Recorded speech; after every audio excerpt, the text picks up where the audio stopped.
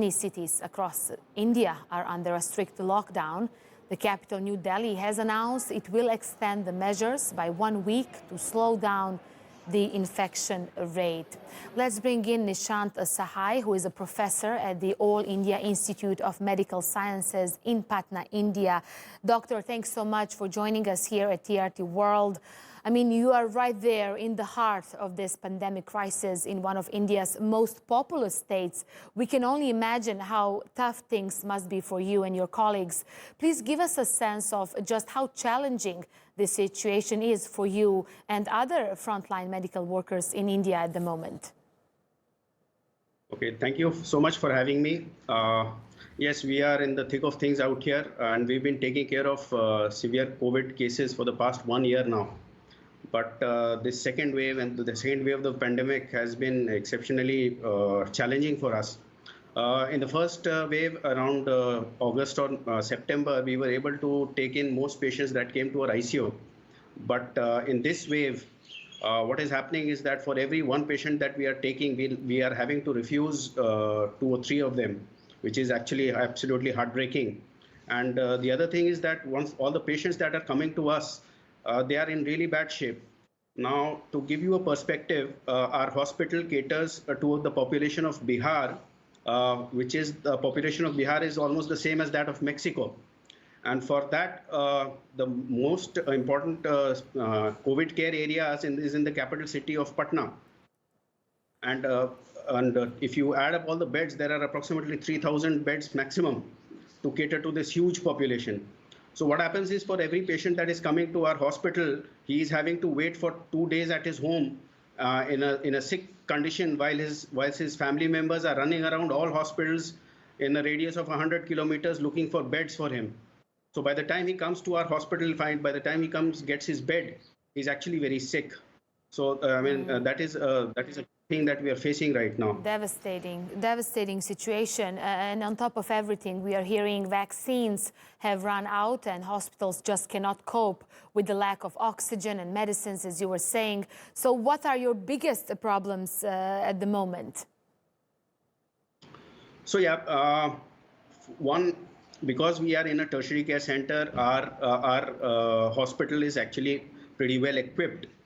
We have a visionary leader and we have adequate supplies of oxygen. But the problem is that there is no oxygen and there are no drugs outside of our hospital. Many private hospitals that would have actually catered to most of these patients have had to shut down simply because they are not able to get oxygen.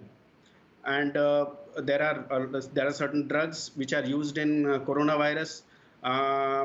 And because there is a shortage of these drugs, there are people who are hoarding up these drugs. The price of one drug, which is approximately 40,000, is now being sold in the black market for close to 2 lakh rupees. That is 200,000 rupees. So it is availability of drugs is also a major challenge. Oxygen is a major challenge because without oxygen, there are hospitals which are shutting down, which would have actually catered to a lot of patients who are there. They would not have died. There are actually patients I know who are on WhatsApp and they are updating their status. Their saturations are coming down from 80, 90 to 60, 50, and they are saying their goodbyes on WhatsApp groups. That is actually a desperate call for help for anyone who is on the WhatsApp group to help him. And imagine the kind of pain that those family members of these patients, these people who are actually saying their goodbyes on WhatsApp groups.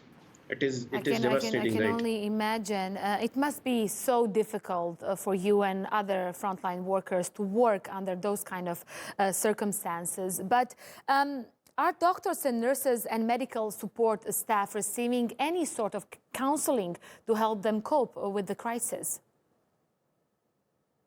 So the brunt of the majority of the work is being done in the intensive care units by the residents. We are consultants. We there take the rounds, and the residents stay there.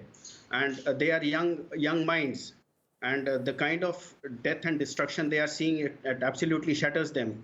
So there have been nervous breakdowns in our department, and the department of we have had collaborations with Department of Psychiatry. And these residents have been actually counseled, and there have been sessions on mental health of these residents. they are working in extremely difficult conditions, ma'am. I'm telling you, because in India it is pretty hot many times. Sometimes the air conditioners don't work, and wearing those PPEs, it is very difficult. And I mean, our residents have had to work wearing diapers, adult diapers, and the death they are seeing, and it really affects their young minds. I mean, it affects any mind, young or experienced, but it is definitely affecting, taking a toll on their mental health. There are panic attacks they are getting, for which, yes, we are providing help to them. That is very important.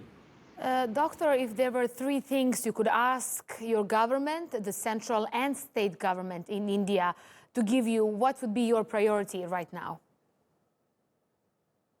So, we working in a tertiary care hospital, ma'am, the most important thing that we want is number one, manpower. And because our hospital is relatively well off, what we need is manpower. There is a dearth of trained manpower that we have.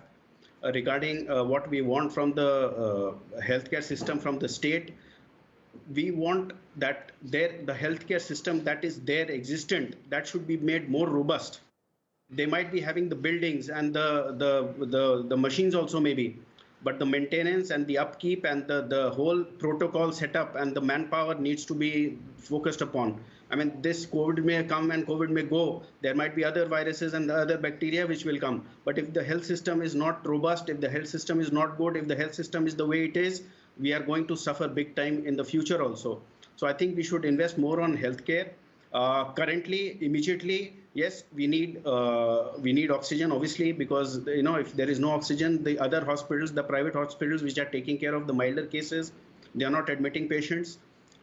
They should have some regulatory rules and norms regarding medicines. But I think they are trying hard also. And these are the things that we would want as healthcare professionals. We want adequate supply of oxygen. We want adequate supply of medicines. And we want manpower. We want manpower. That is also important. Okay, Dr. Nishant Sahai, I hope you will get whatever you need as soon as possible. Thank you so much for your insight for us here at TRT World.